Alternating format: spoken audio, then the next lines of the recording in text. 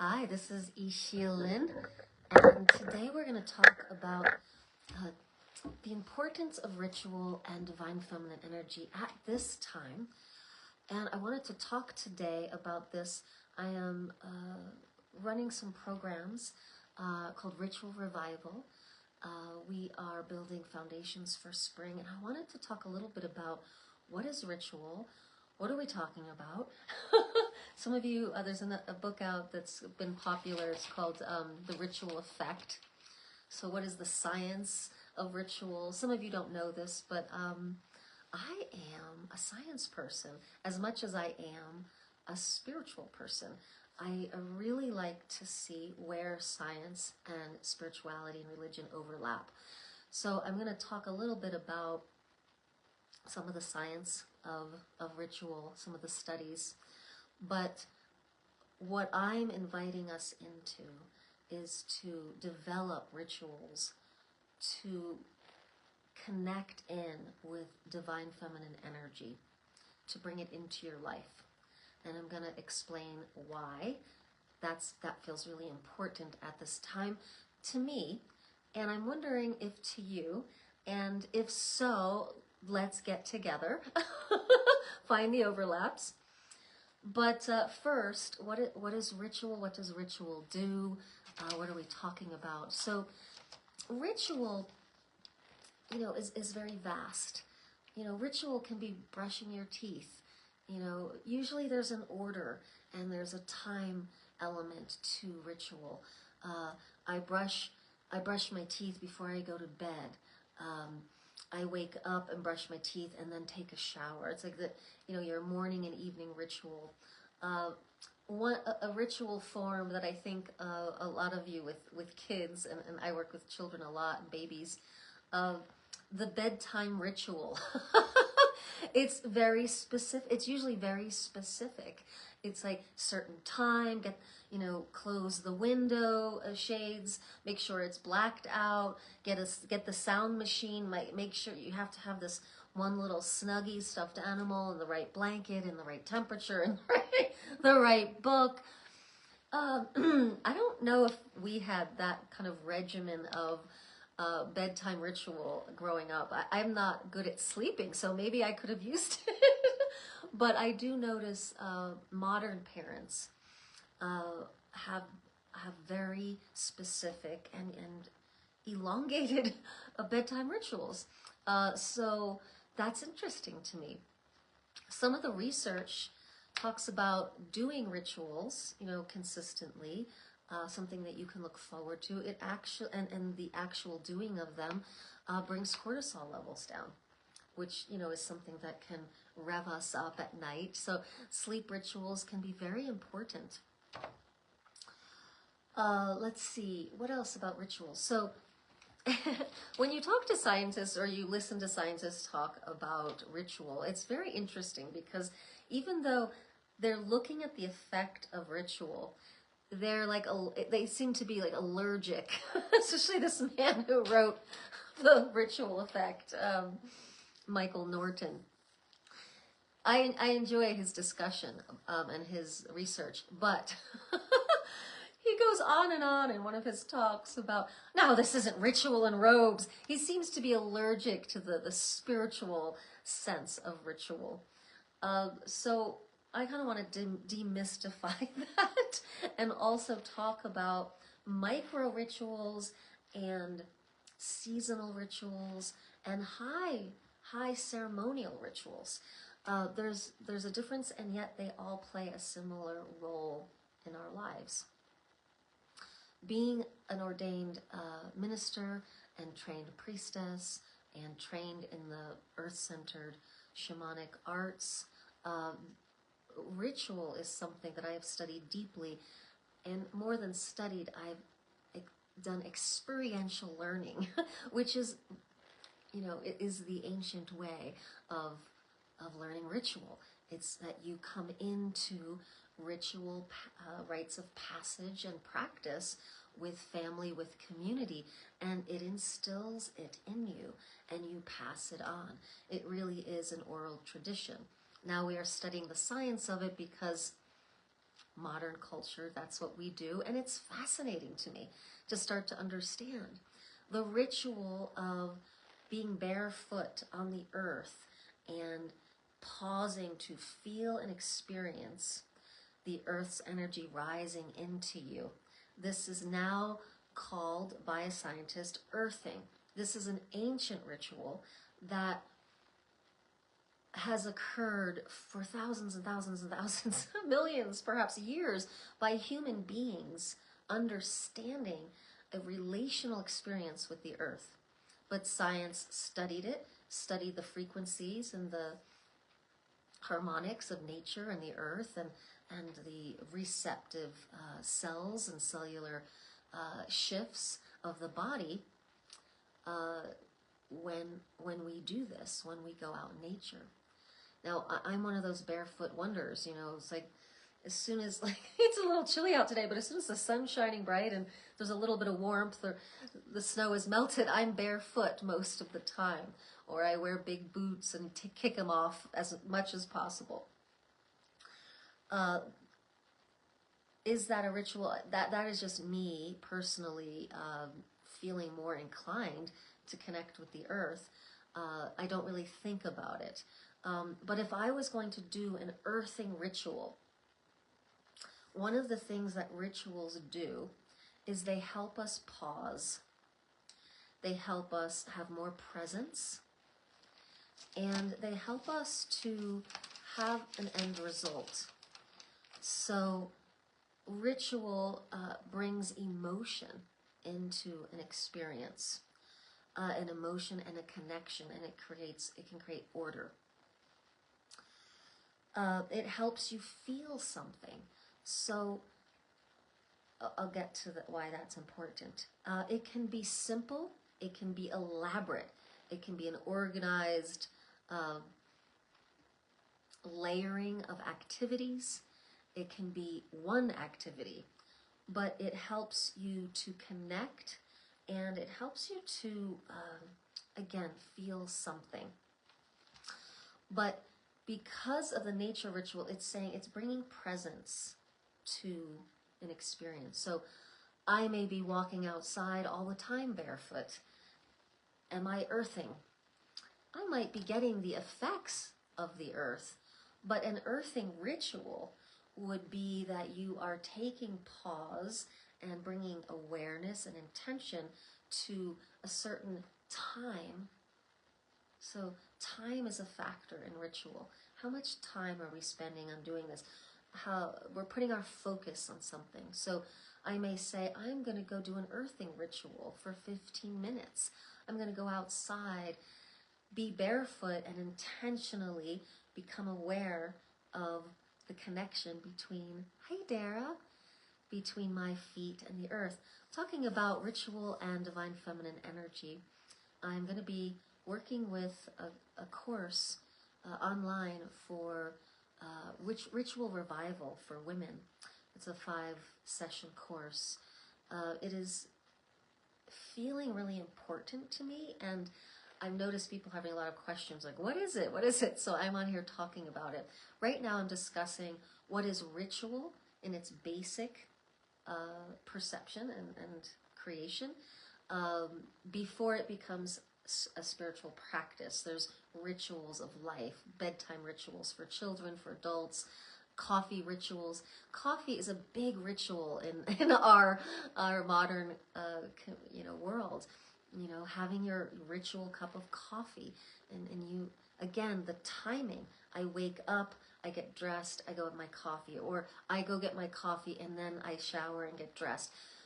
Women, people get into the habit of something, the order of and the timing of ritual, and it tends to really matter. The science has suggested that a habit is something that you can shift and change.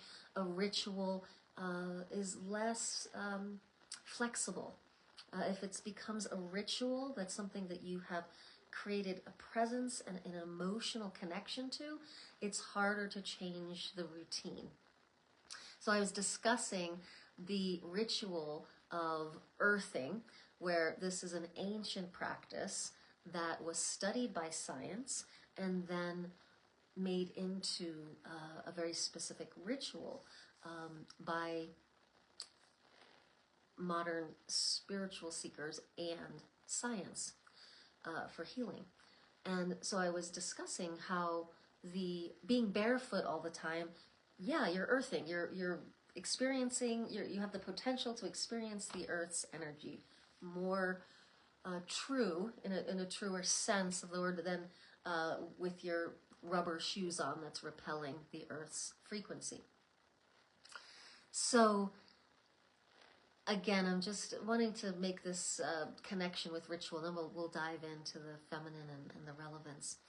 But we're talking about how, what constitute a ritual? Well, if I say, again, create a time container, I'm going to go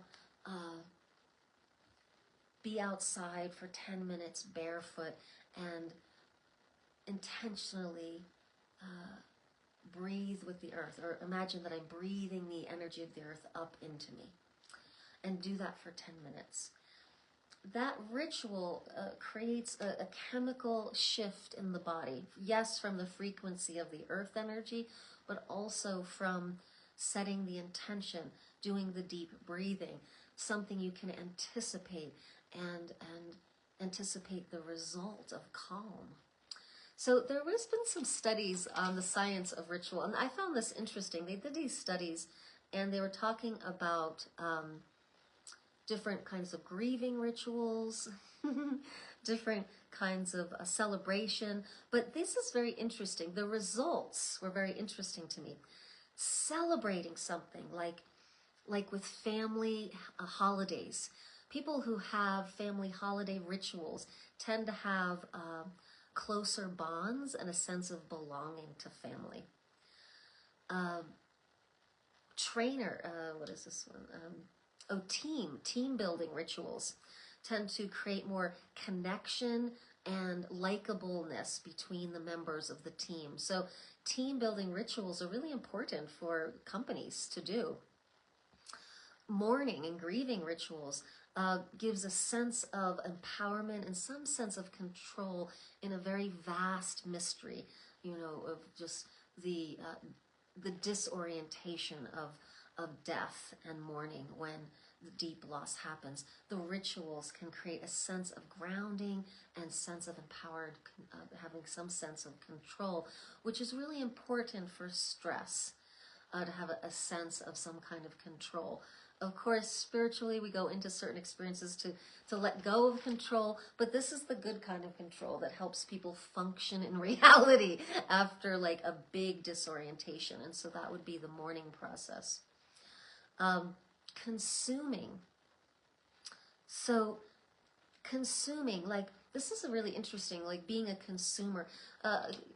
Bringing ritual to consuming creates engagement.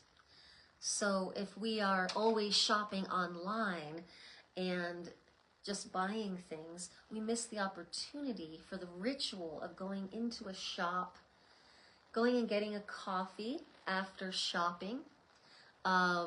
Creates engagement. Look at the things I bought. Let's go look at the books we bought over tea. A little ritual can help create engagement in the experience and bring meaning. Performing. I used to perform, and doing rituals before you get on the stage. They've actually done studies that it creates calm, and it also creates more effectiveness in the performance. I added this one, tourism. Well, I don't know if anyone's been traveling much, but I have traveled the world a lot. And when you travel, especially modern traveling with these phones, these smartphones, people are going to sites and just taking pictures. And it's like, oh wow, click, click, on to the next thing. Now, when I took a group of women to Bali for a retreat, I invited us to do a certain ritual experience to approach the sacred site or the temple or the agricultural or statue or whatever the site was, to not approach with the camera first, to take 3 breaths and notice 3 things. And then after that, take a picture. To engage with the site. So this was a this was a ritual I invited women to do. We were on a spiritual retreat and sacred dance retreat. And so when we went to the temples, it was important that we were starting to meet the energy. We were going to start working with movement and the deities. But to start, to build a relationship first. So what that does is creates more presence and builds relationship and builds richer memories of the experience rather than just having a picture. There's a zillion pictures online of every site you could possibly go to. You could just go look at them online, but the point of traveling and creating ritualistic tourism is that it engages you, creates presence, deeper and more meaningful memories with the sites that you go to. And these rituals came from the simple notice 3 things and take 3 deep breaths, moving in toward, we did mudra practice into dance practice, which became deepening of the ritual. So the difference between routines, habits, and rituals is a very interesting science. And I'd like to share more about that, but I do want to get into the relevance of ritual for these times and the feminine divine and the power of the feminine, why that's important right now. Well, regardless if you voted for Trump or not, whether you like him or not, there's many theories on that. I'm going to stay neutral in this right now. I don't maybe not, I'm not going to stay neutral. I don't particularly like the things that are happening. I'm feeling a lot of pain and suffering in my being, in the frustration of seeing the lack of human rights being taken away from different subcultures, people not being safe, people being taken away, deported, killed. This is not okay for me. On the bigger picture, the spiritual picture, I know, well, some people believe that Trump is mixing things up. Other people believe on a spiritual evolution level, there's something important happening, even though he's playing the tyrant role. Regardless, I think we can all agree, even if we disagree on, on any of this, I think we can all agree that the patriarchal situation we have in our culture right now is, the situation is strengthening these patriarchal wounds that we have been working toward dismantling and healing. And so what I am suggesting is ritual to bring us into the feminine empowerment, the feminine side of self, that divine feminine essence that is careful, full of care for human beings, for the earth, for animals, for education, for the safety of all. The field right now, as far as I perceive, is it's belittling and condescending to the feminine intelligence. And I work with women specifically because of this intelligence that we work through with our body and the social experience of being a woman or being identified as a woman. So that is why I work individually with women. And I'm happy to talk to guys about this. And if you want to create some circles, co-ed circles, or just the men, I'm happy to do the work with you. But I will always do women's work because building this feminine field is so important in the female body. But we're talking about something that is universal in form, which is the duality of masculine and feminine energies and perspectives. So reactions are now enabled. Okay. So I am speaking to the feminine intelligence in a body, in the vantage point, in the perception of reality. So I wrote some things down about the feminine. The feminine right now, it's being dismissed. The rights are being taken away from women. The feminine intelligence is being belittled. There is a condescension.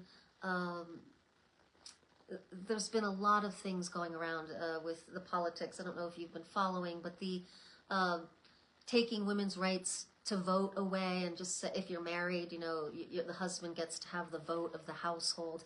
I don't know where these things are standing or where it's going, but it's hard to track. But I just met with my women's group that I've met with for 20 years, and we did a day of ritual for 7 hours, and it was very personal, and it really got me inspired and remembering why I do what I do. This is fine.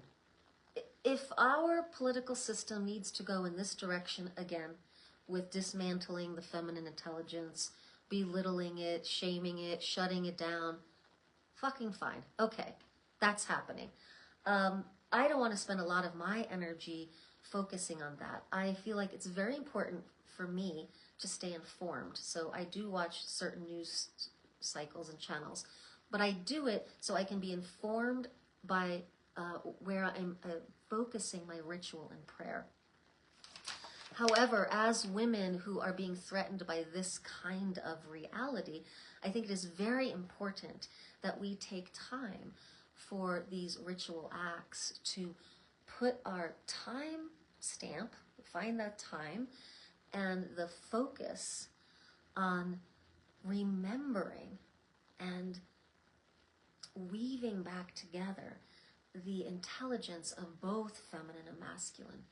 It is hard when we're in a state of shock, fear, or anger around politics. Even if we're resisting what they're saying, if we're putting our attention there a lot, we can be feeding it. We can be creating a disconnect from the very thing that we want to be strengthening in the world. Does that make sense? Anybody on here watching? So what are we feeding with our attention? So again, we talked about Michael Norton's book, The Ritual Effect, and his allergy to robes and candles. Well, for 8 times a year, I work with high ritual with the earth-centered traditions, solstices, equinoxes, and the cross quarters, which are Halloween, Beltane, Imbolc, and the 1st of August, Lunasa. These are agricultural points that have been established by earth-centered traditions for thousands of years. Continuing the ritual of meeting at that time to do a ritual experience, community experience, has helped organize reality and create sacred pause to orient the focus of mind, energy, and the weaving of the polarity and connection of masculine, feminine union within for, again, thousands of years. I find it very useful in our world. What the courses that I was inviting people into at this time is working with the micro rituals that help us to interrupt the grief, the anger, to make use the frustration, the fear, the sense of feeling unsafe, interrupting it enough to make use of those emotions for right action, for building and creating energetic alignment with ourselves, with self-care, and with sacred activism.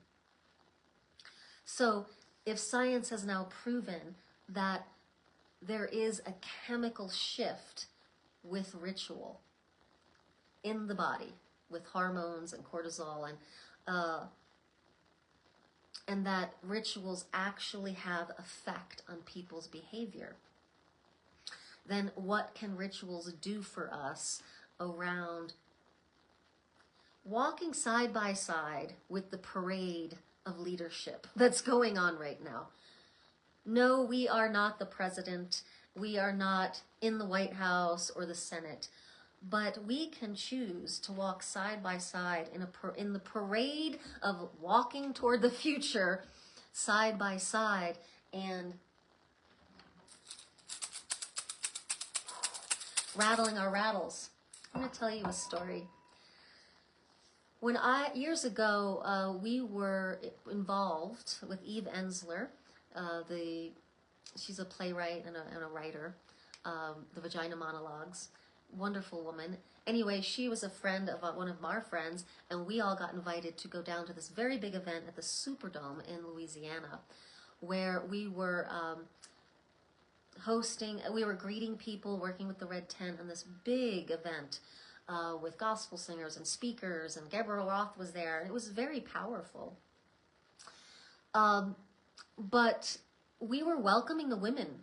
We were reclaiming the Superdome after the tragedies that happened there after Hurricane Katrina.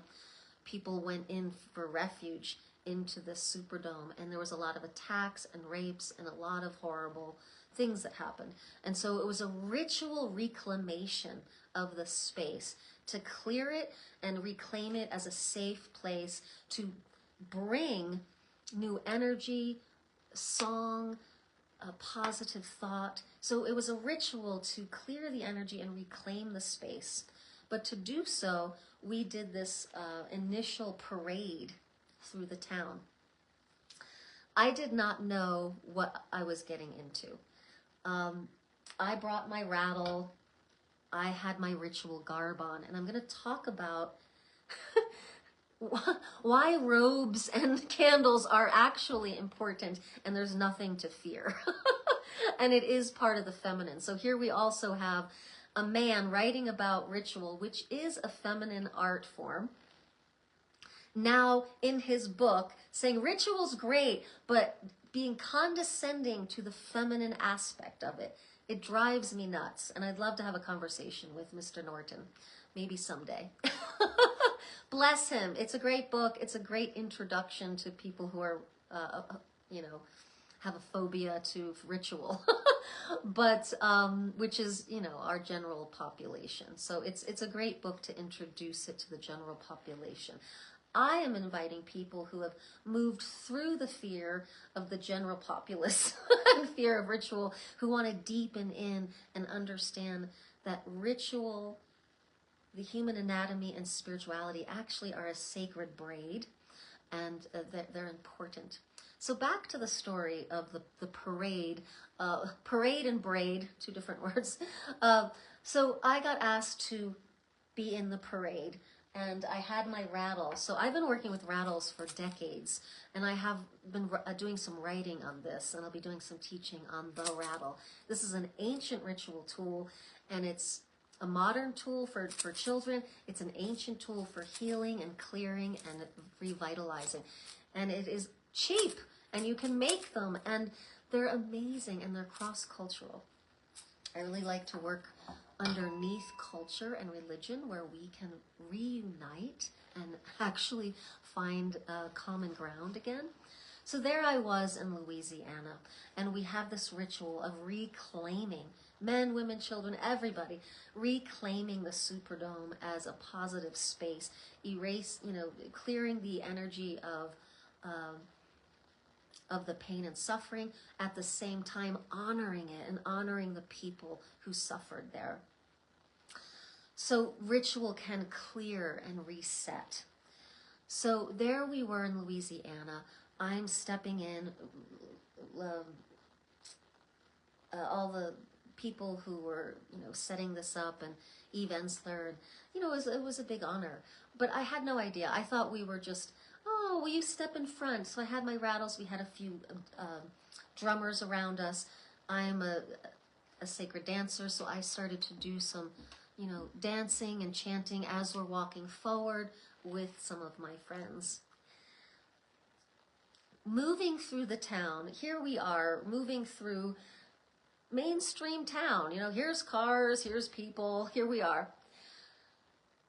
I lost the capacity to care about what other people are thinking of me in the mainstream, to bring something different, to bring a different quality of engagement with life a long time ago. So this was not a big deal for me. I was like, here I am, dressed in my priestess clothes, rattling, dancing, being a positive energy force.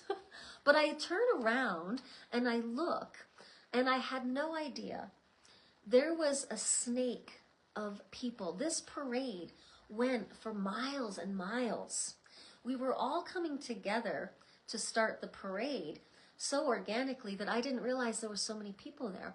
We turned around and we were actually leading this parade with many of the locals, with the organizers, and looking back and seeing how many people were organized in this place, but also stepping in as we were moving through the city.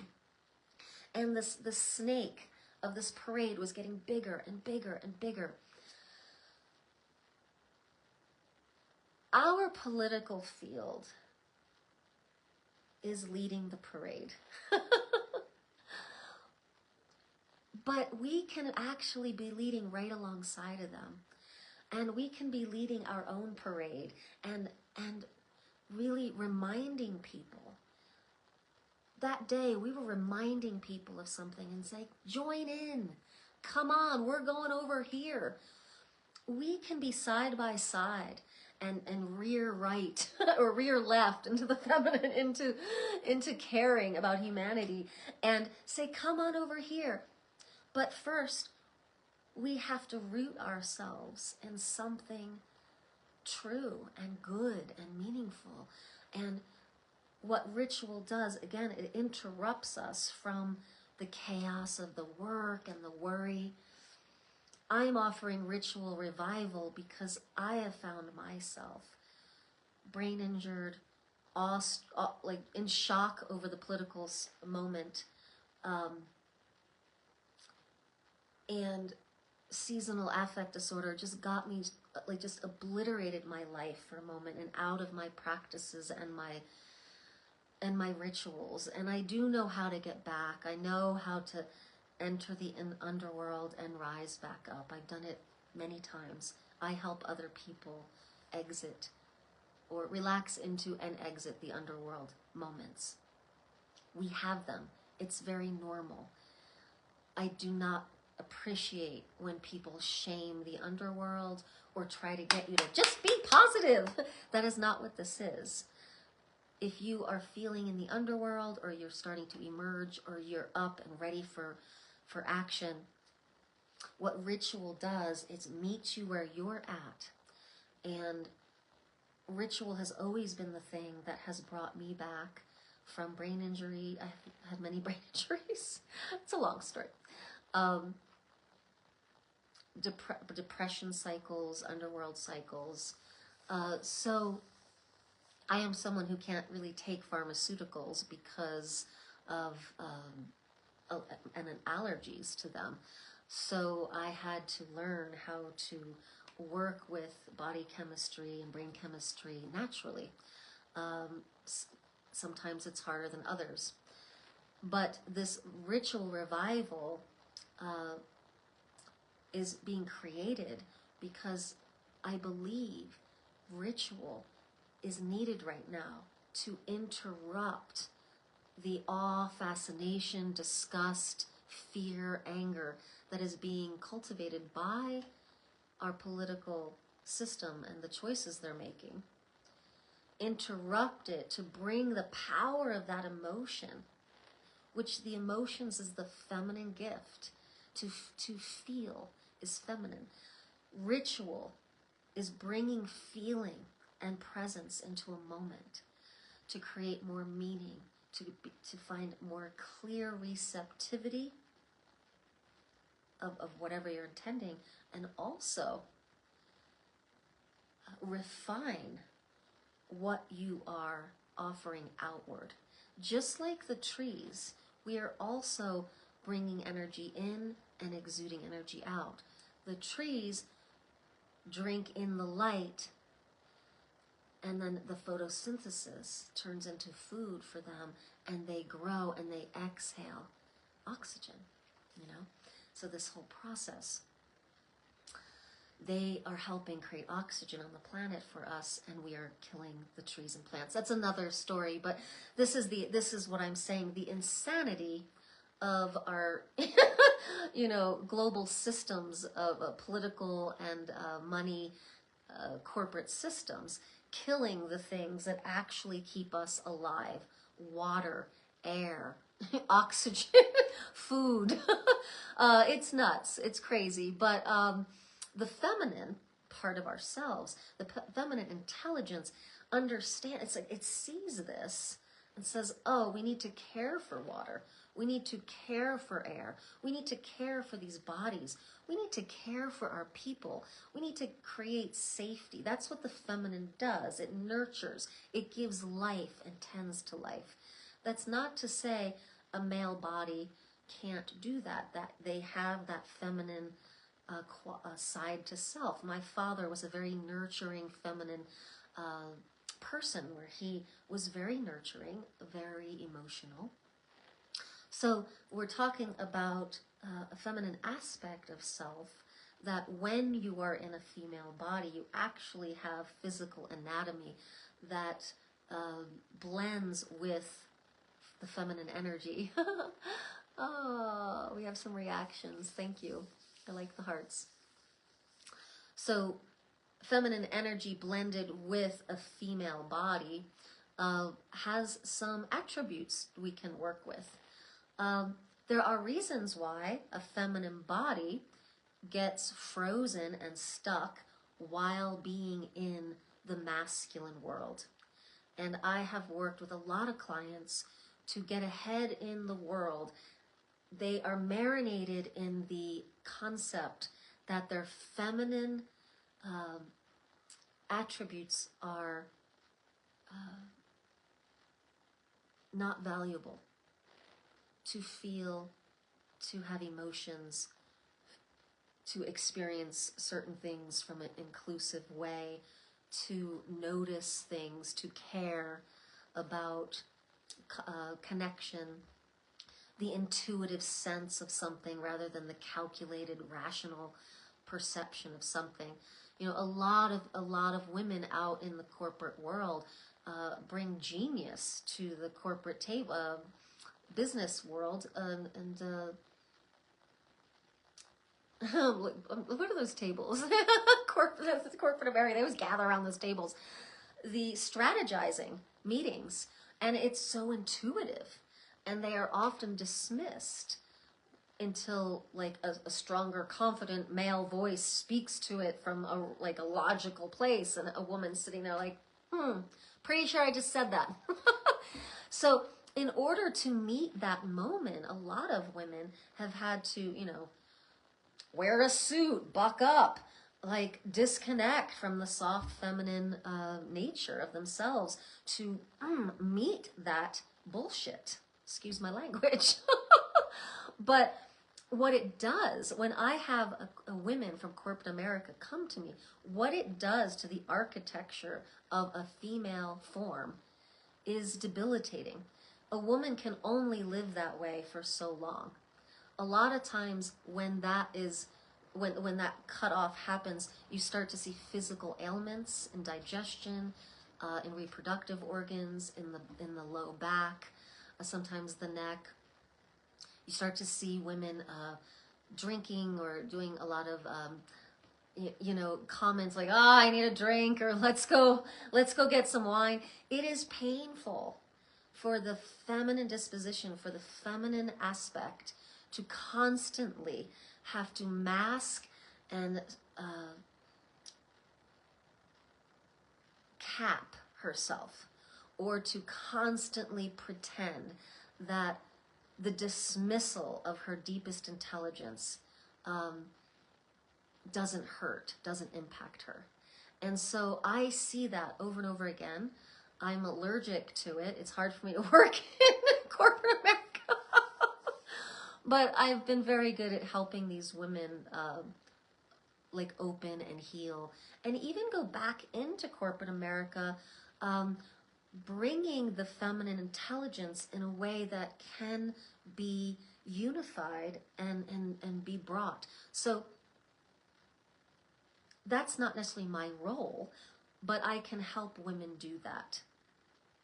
And that means you must do certain rituals at home to validate and heal and open to your feminine intelligence and your feminine body, to have time to be with it, to let it live, to let it express, to write down her intelligence, to be with it, make time for it, in order to go back in and not be obliterated by this world that is masking and choking and disassembling and dismembering the feminine intelligence.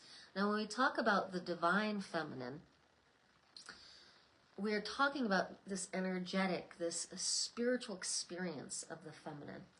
That feminine energy is, divine feminine energy is this energy that is descending through the body. It's how we all came to earth, through the body, and we are birthed out. It is the yes to embodiment, that you can just feel the feminine is that coming into form, coming into an emotional body, coming into a spiritual container, an energetic container to experience life. So when I talk about ritual revival, I'm inviting you into singing, movement. I'm inviting you into certain geometries of the body to soften and realign. I am inviting you to rattle a rattle or light a candle or to ring a bell. One of my favorite little micro rituals is doing this chant with the bell. Now the bell or the rattle creates a field of frequency, and when you sing into it, it almost interrupts the brain to let the neurotransmitters absorb differently. And when you stop the sound and the song, the body becomes like a sponge. It goes. It's fascinating. We can try this before we get off. But it's really so interesting to me to make the sound. At first, some people are like, why are you doing that? Because they're trying to stay logical and focused in their old mind. And until they just let go of that, that sound feels really agitating. Now, there is something called hyperacusis in certain sounds and ritual sounds. And I have a hard time going to sound healings when they do a lot of the high-pitched bowls because I have hyperacusis. This little bell and shaking does a similar thing for me, where it's a shamanic practice where you interrupt the logical mind in order to come into the intelligence of the body and the spirit realms, so you can actually access a different perception of reality. So these rituals that I offer you are ways to bypass the rational mind with a clear step-by-step ritual. Now, I want rituals to be relevant for people. So the Ritual Revival course will start by reviewing what ritual is, what is the actual anatomy of ritual, meaning how do we structure it to get the best results, and how does it impact anatomy? How do we have to bring our anatomy to it? The chakra system and the organs and bones and blood that surrounds these energy systems. So we talk about that so you can start to really understand the basis of ritual and some of the science behind it. But then we go into different practices, and what we want to do is craft these micro rituals that are relevant for your life. So if you're in corporate America, or you're like a soccer mom that is like in the car all the time, or you're an entrepreneur sitting at a computer all the time, you might need a certain little shift of the ritual for the interruption, the sacred interruption, the sacred pause. And so we can fine tune it for your personal self-care and the kind of interruption you need. Someone that's sitting a lot likely needs movement ritual to get the fluids of the body moving, the chakra system moving, the cerebral spinal fluid moving, so you actually can access your body intelligence. Someone who's like out in the world walking, down Fifth Avenue in New York for 20 blocks, here and there, and, busy, you may need some more stillness ritual. So there's different rituals. There's the self-care ritual, like taking a bath on the full moon, or, something like that. And then there's like the rituals that we actually really want to access the feminine empowerment and the spiritual aspect of yourself. And so in that way, we want to start to get really clear, what self-care needs do you have? What is your spiritual context? Let's make it relevant for your spiritual beliefs. I am not interested in shoving my spiritual beliefs into your life, but I am very masterful at creating creative rituals that are specifically supportive to your unique life. Now, I am interested not just in self-care rituals, but rituals that help, self-care rituals that help you access your inner divine feminine and the alignment of your female body to open through habit patterns of contraction and blockage of life force energy. Because the ritual experience that we can have to heal and empower ourselves in spring is that the life force energy of the plants is rising up. This is scientifically proven. It is scientifically proven that the lack of sun and plants on the earth is what is at the base of of SAD, of seasonal affect disorder. There are ways around it. There are ways to work through it, but this is a scientific understanding. There is life force energy rising up with the plants to meet the sun at this time. There is this energy dynamic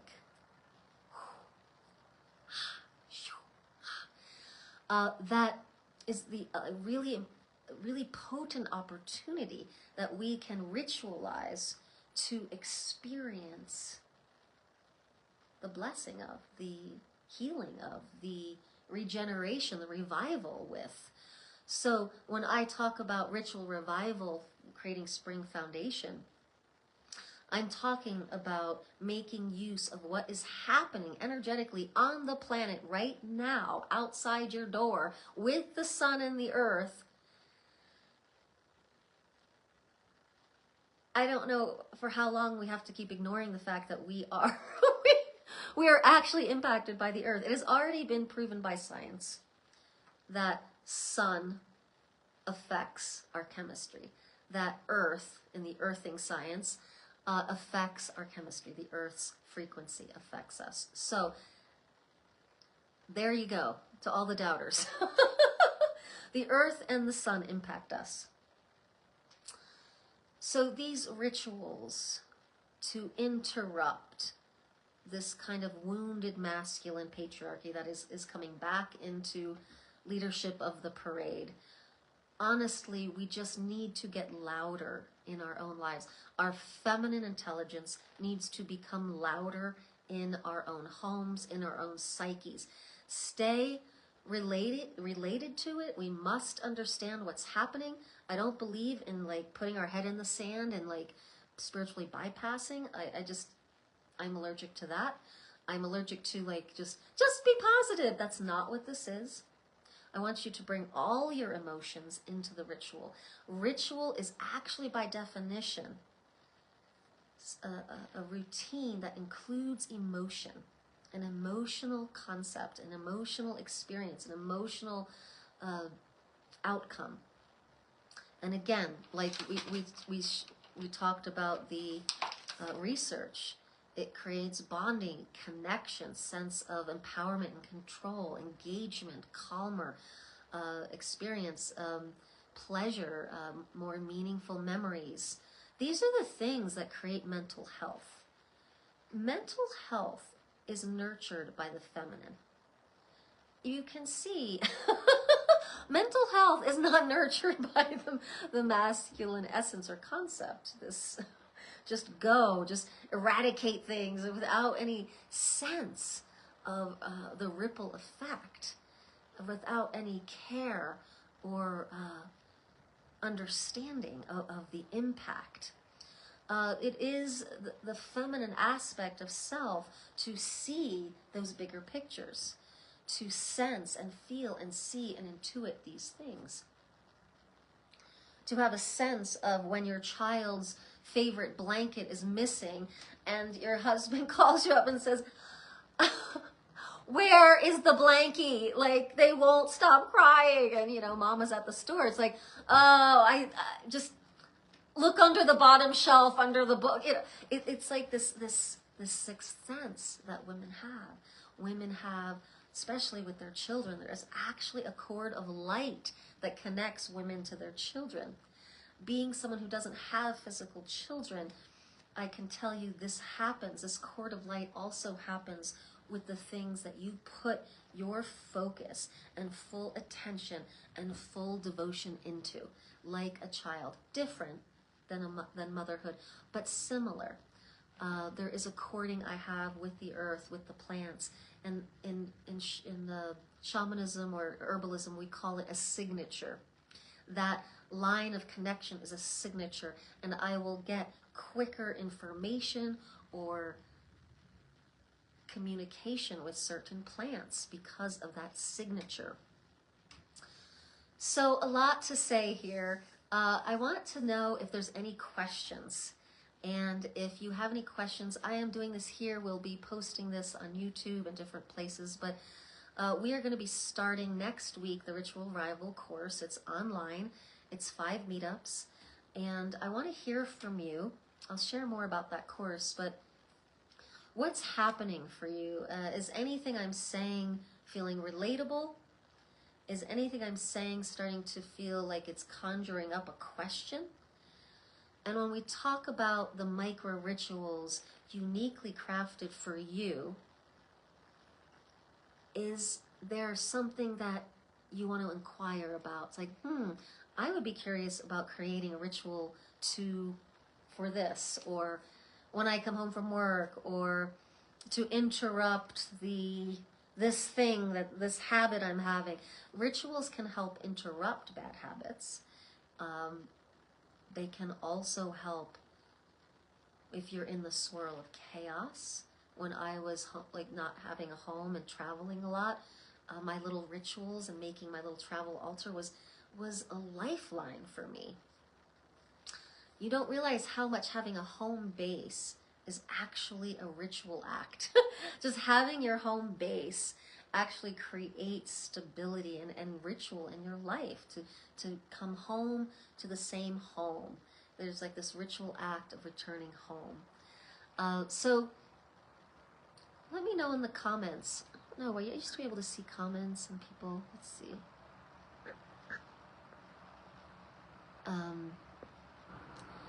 And if anybody wants to come on the video and discuss this, I would love this. Is anyone there? Dara Friel and Amy Sass, you are both artists, but you're both artists of a brilliant, a brilliant feminine energy of art and intelligence and creating impact. These are like two of my favorite women on here right now, and two have influenced me deeply. It would be amazing to be able to talk to them right now. Are either of you around? I'm going to invite you. I'm going to invite, I don't think Amy's watching, but she didn't join yet. So we'll see, because sometimes it says you're here, but you're not here with so let's see if we can get someone online here.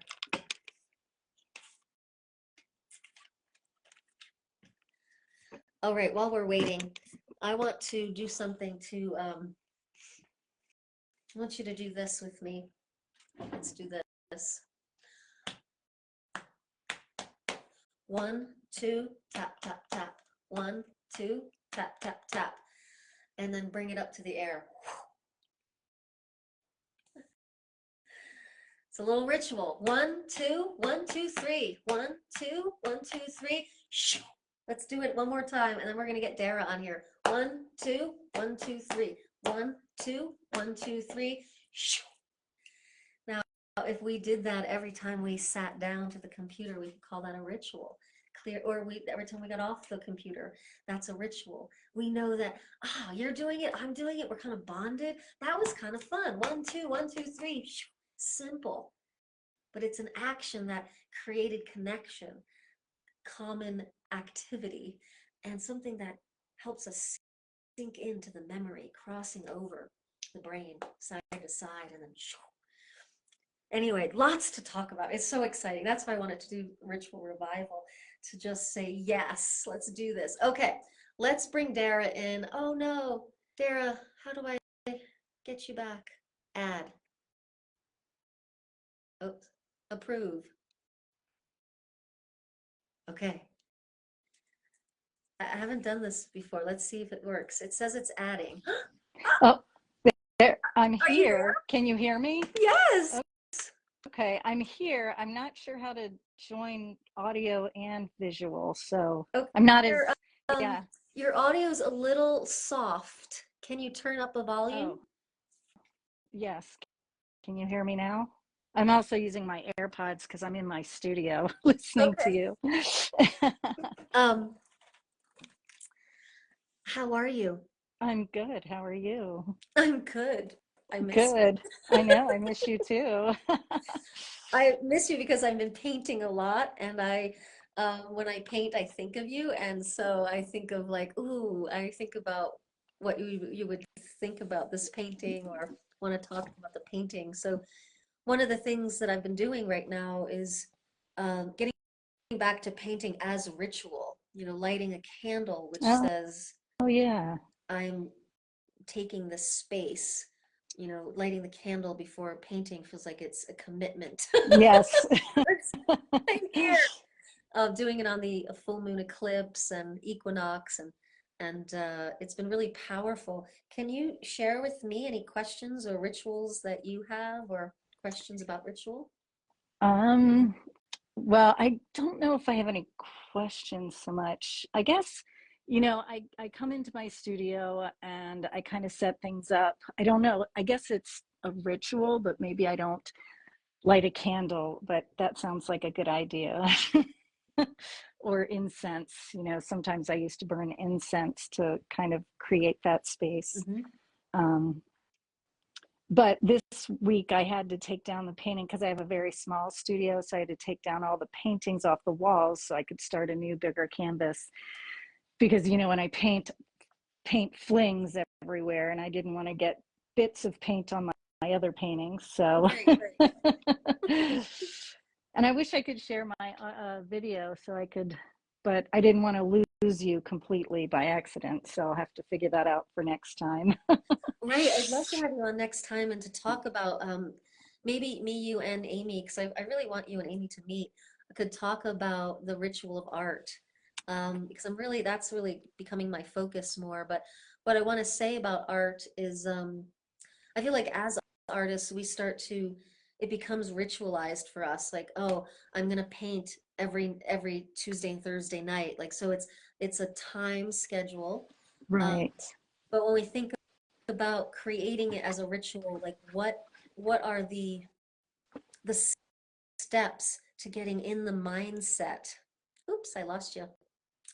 What are the steps of getting in the mindset to paint? Um, a part of ritual is setting intention. So, for instance, I was out on a a walk the other day and found skunk fur, and it was also the equinox, which is about light and dark. Here I found this skunk fur that was black and white, and so I used a limited palette. I'll show you. I'll get my painting. I used a limited palette of dark light and then a little bit of the yellow for the sun. And but the intention was to paint for the equinox, to settle into the energy of the equinox, so and to create a space, a container. So the candle, like I was talking about this man, Dr. Norton, saying it's not all candles and robes. Candles are really important because they can help create a shift for us out of like normal time and space where we might allow ourselves to get up or be interrupted. When we light a candle intentionally, we often are less likely to like leave the candle, or it creates an ambiance and a sense of focus. um, Changing our clothes out of day-to-day clothes, whether it's robes or um, certain fabrics or colors, can help us come into a certain mindset and out of certain conditioning of the world. So costuming, pageantry is not frivolous. It's actually, it actually has meaning and purpose and effect. Um, I don't know about you, Dara, but one of my rituals is I put on my smock. I have an apron, and when that apron goes on, something settles in me. It's like, anyway, so this is the painting. I was really exploring my abstract styles, which I really love, working abstractly. Again, this was equinox, light and dark, and then skunk energy, which works with boundaries and harmony. And so the rituals that we can have as artists, I think, are very powerful. And I have added in, how do I paint from the relationship and connection to my feminine self? And that becomes a very different feminine painting experience. So ritual adds in a time, container, which again, the lighting the candle can help. And it also can add adding intention. So I'm sorry I lost you, Dara. I would love to hear more from you. But it was really hard to hear you, and then I lost you, so I'm thinking maybe you have a hard connection. But let's find a way for you to get a good connection and talk about this and get you on here. I would love to have that dialogue with you. So Amy Sass, are you here? You want to come on? Oh, oh, you're still there. Oh, they're adding you. You're coming back on, Dara. So we're here today waiting for Dara Friel in Washington, D.C. She's right on the outskirts of Washington, D.C. She is a painter and she does work in corporate office doing marketing, I believe. Um, Amazing woman. So it's still saying that it's adding you. We're today talking about why ritual is important right now and why the divine feminine is also important for these times. And we have discussed, we're going to be closing this conversation up in a moment, but we have been discussing what ritual is, the science of ritual, how ritual, just ritual helps us in our days to for time management or getting results that we want, how it calms the nervous system, how it can create meaning. Okay, so I think we lost you, Dara. Okay, another time. But nice to hear your voice for that moment. um, and then when we move it toward calling on the divine feminine and reconnecting with the sacredness of our body. Now, sacredness and spiritual are words that people sometimes get confused. Being spiritual is a limb of our being, just like my arm. Everyone, most of us have arms. or a leg or a body or a head or something. It's a body part. I believe the spiritual side of self is just like a body part. Now we can put, different clothes on these body parts and express ourselves. Well, we can choose different religions to express and grow our spiritual side of self. Um, I find spiritual depth and connection and support in the earth-centered traditions and in the um, esoteric traditions that work with Christ Magdalene stream of spirituality. I also work with the medicine wheel and the medicine of the animals, bring me spiritual concept and support building my spiritual body part. I am more interested in understand like where we meet underneath science and religion, where we can feel and create together, and uh, and then you decide for yourself which spiritual community or religion or practice works for you. I actually respect most of them. Um, I do not respect the spiritual practices that are harming animals and people and women, the underground ritual ceremonies and these kinds of things. There are some ritual and spiritual practices that are out there um, that are harmful, and so I don't condone that, but I do respect people's mm, autonomy and personal path. Even the things I don't agree with or like, I mean, I do have some respect for all of our paths, even, political leaders who I don't necessarily respect. On a greater level, understand that there must be some soul contract to play this role. Um, however, however we become into spiritual enlightenment or understanding of the fuller picture, we're still here managing the physical body and our emotions. And that's what ritual can do at this time. And I do know that so many of us are overwhelmed, in shock and awe and you know, fearful, angry, frustrated with what's happening. And we're marinating in the belittlement of the feminine every day.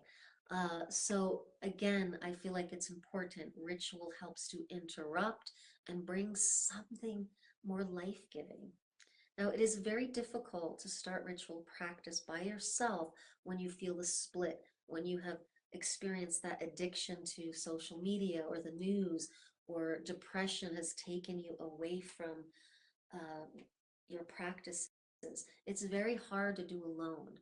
And what my course offers is a very compassionate, non-judgmental approach to reviving your ritual practice or your spiritual practices that are focused on divine feminine infusion. In order in order, we start slow and steady, but in order for this sacred activism of strengthening the feminine on the planet to walk alongside this wounded patriarchy and say, we're not going anywhere. No, we're not. We're going in the wrong direction. We're changing things. We're undoing things that we've marched, forever. Trying to claim human rights for women, for minorities of all kind, for children, for education. So what? It's turned back around. We just keep going. We just keep going, and we have to. And how are we going to get the strength to do that? The year my father died, 8 other people very close to me died at the same time. I thought I was going to die of grief. Um, this winter, with the brain injury and the political system the way it is, and this seasonal depression on top of that, I had such a hard time. I got buried, and I was not the person I wanted to be. and I felt very judged and very, it was hard. I felt buried, but I do know that when you find the person that can like slowly help you just without judgment, without with just compassion, um, or if you can be that for yourself. I've learned how to be that for myself eventually. So, um, but going to those places helps me hold that for other people. So I understand it as my PhD program. So, so anyway, this is why I find it so important to do ritual right now and to bring and focus, bring a focus to the divine feminine for our bodies, for ourselves, for our planet.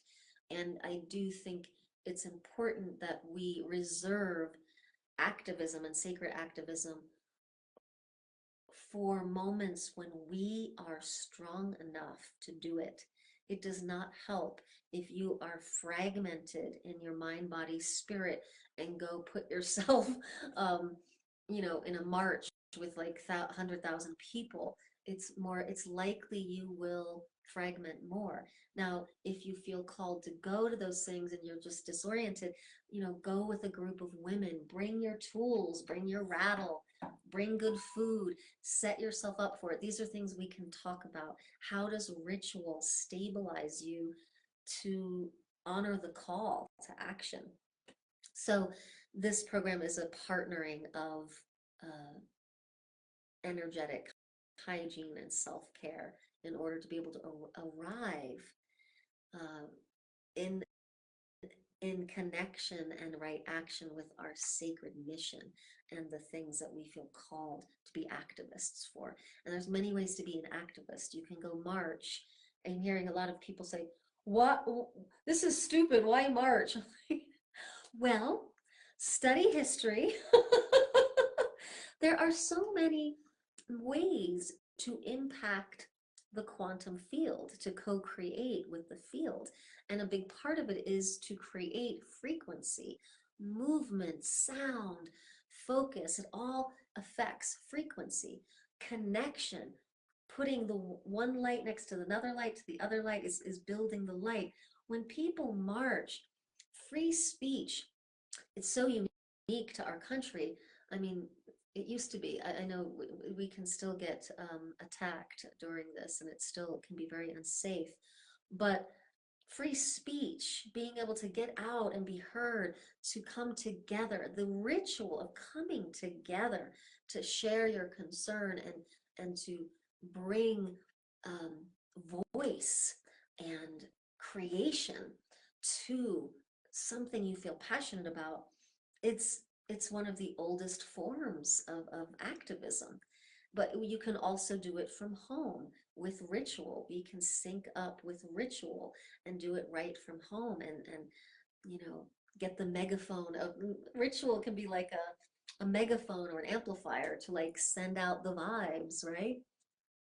So there's many ways that we can do that, do activism. You can do it through art, do your art and then share it and share the story or the channeling that comes through.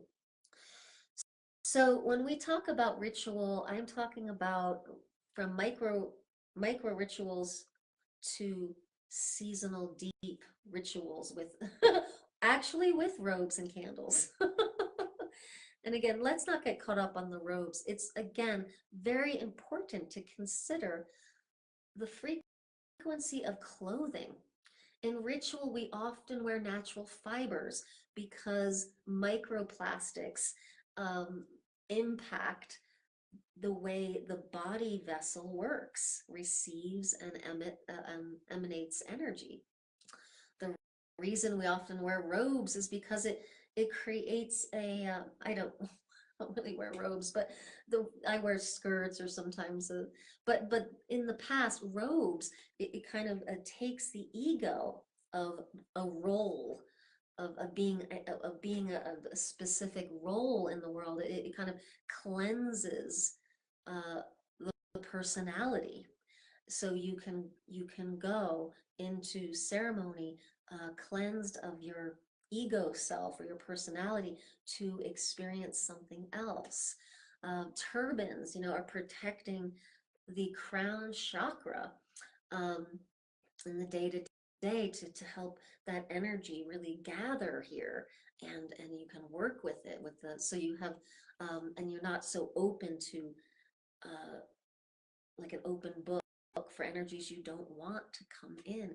There is purpose to certain costuming and certain ritual wear, and it's not just weird. There's nothing threatening about it except that there have been sects, sects, sects of people throughout history who have worn robes and lit candles, who have done deviant things that is impressed on people's cellular memory, just as the burning times of being a witch at the stakes burned to the stakes is impressed in some of our cellular memory as a trauma.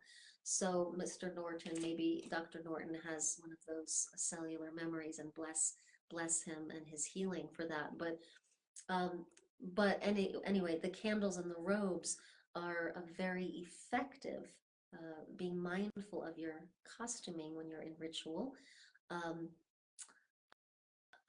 when we come home from work, we slip into something more comfortable. That's a ritual dress, right? We go to church, we dress up. It's the same thing. It's like dressing up creates a certain presence, and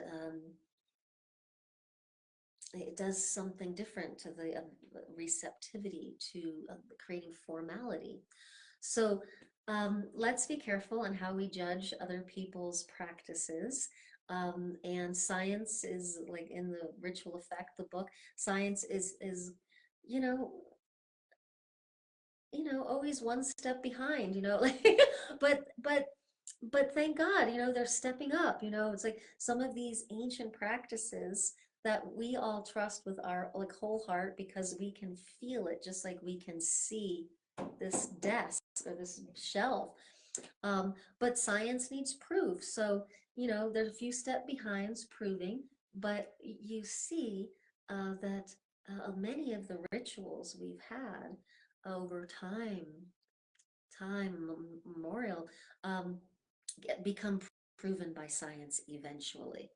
I mean, the power of prayer, the power of the earth, the power of the sun, all of this is have been proven by science, and now the importance of ritual is being proven by science.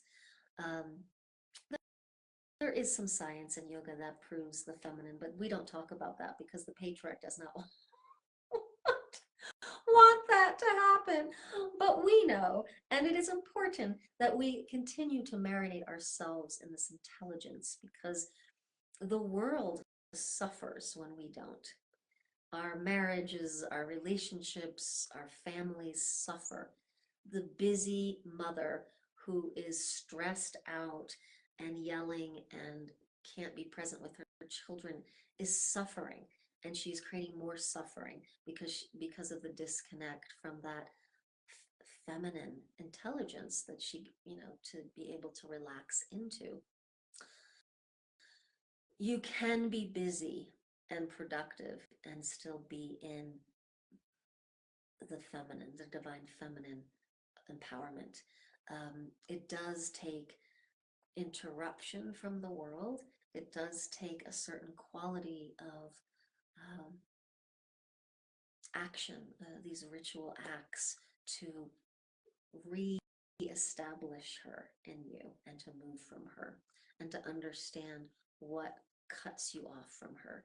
And so these are the things that we will be exploring, and we'll be really working with the micro ritual practice. So we'll be doing quite a few. And the reason I'm doing it on Zoom, I really love teaching on Zoom because getting spaces to teach in locally is getting harder, but also I get to reach people who aren't local, and I really love that. But also this course feels really important that you are at home or in your art studio, in your familiar place. So the things that we do together become routine in your space, because when you go to a retreat space or something and you have a wonderful time and then you go home and you're like, oh, I lost it. I can't remember what we did. You're going to remember because we're going to blueprint it and we're going to help you make a habit out of it. And we're going to help you find the space that feels like the space that you feel safe and comfortable doing certain rituals, and it's going to help you to be in your own space, to activate this practice there, to have time and space container for you to really activate, uh, revitalize this practice. I say revitalize because I do believe that all of us, and especially a lot of the women who come to me, have ancient memories, have done a ton of certifications and workshops and teachings. Um, and I know your toolbox is huge and full, just like mine has been. The problem is not that we don't know something, it's just that we don't always know or have the impulse to reach and do what we know at the time we need it. And so what we want to start to ritualize and work with is what are the tools to work with in this spring into summer, and let's dust off the toolbox and look at, three practices, uh, three focuses, just really craft something out of this huge toolbox, play box, toy box, and start to craft something for this season. So I am also doing a program called Braid, um, and this is a 7 month herbal embodiment course that works with the land and the plants and the garden. I'm also doing this online if you're interested, but it works through the growing and harvest season. And so we're going to touch on that in Ritual Revival, on like that blueprint of those 7 months, help you understand the arc from early spring to late fall, from April to October, and what's available. In the beginning of this talk, we discussed um, the opportunity of spring. So there's so much more to say. I want to share more about the energetics of spring, your chakra system. I want to talk about how to craft and blueprint your rituals. I want to talk about your toolboxes and like what you have and how you craft a ritual with your tools and what you find relevant and meaningful. And ritual has to be from that place.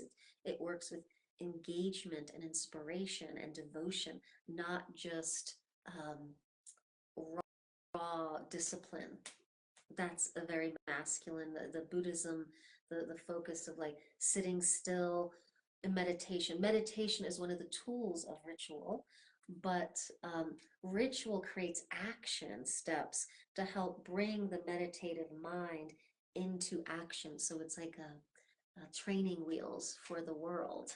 And it's like we can create these beautiful altars. I'm going to talk more about the potency of altar and altar creations and what's really going on there.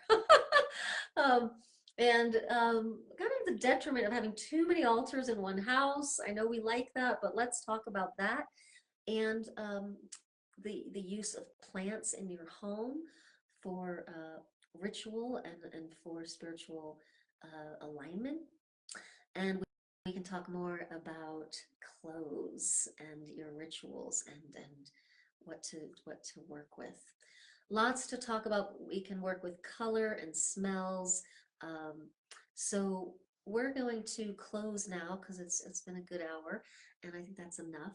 But get signed up, ladies. Next week we begin on Saturday the 29th, and we are launching into 5 sessions for this realignment enlivening of this practice and really attuning with the divine feminine at this time for your health and healing, but also to step alongside into the parade of leadership and start gathering the people to help them remember to carry on with sacred pause and divine feminine intelligence. We have to keep bringing that alongside what we are being fed every day. We must continue to bring this, to bring balance. And just know you have way more influence than you possibly know. Like you do. And I'm reminding all of us, I'm reminding myself. I forget all the time. Self-doubt. What's, oh, I just work with a little few groups of people here and there. It's so important. If everyone took responsibility for their energy and worked with a few people, where would we be? Yeah, yeah. So working with yourself is a very big gift to the world. It's strengthening these divine feminine rituals in your life, taking pause from the marinating in the patriarchy right now, the wounded patriarchy. Now, with all of this said, I want to make sure before I get off, we are not talking about men versus women here at all. There are so many men who support women, who have a very developed spiritual and feminine side and a nurturing side that also are, you know, bringing the good, bringing the healing at this time. So it's just, I'm working with women specifically because of feminine anatomy and our social experience of having our rights taken away, not being safe, being belittled. It's a different experience. So I just want that to be clear. And I really appreciate the men who come on here and give me the thumbs up and support us doing this work. And hopefully you feel it because it's for you. It's on behalf of everyone on the planet. But we start here with self-care. All right, that is quite enough. Thank you for listening. This felt like an important talk. And let me know in the comments below if you have any questions, any interests on what we're up to, anything that interests you in the talk, and any questions moving forward in your own life with the Divine Feminine ritual in general or the program. So that's all for now. There is payment plans. There are what is it? Work trade. All right, take care. Ishia Lynn signing out. You can reach me at ishialyn.com/application if you want to reach out. You can make some comments here or go over to the event page, which will be here in the comments, and get signed up.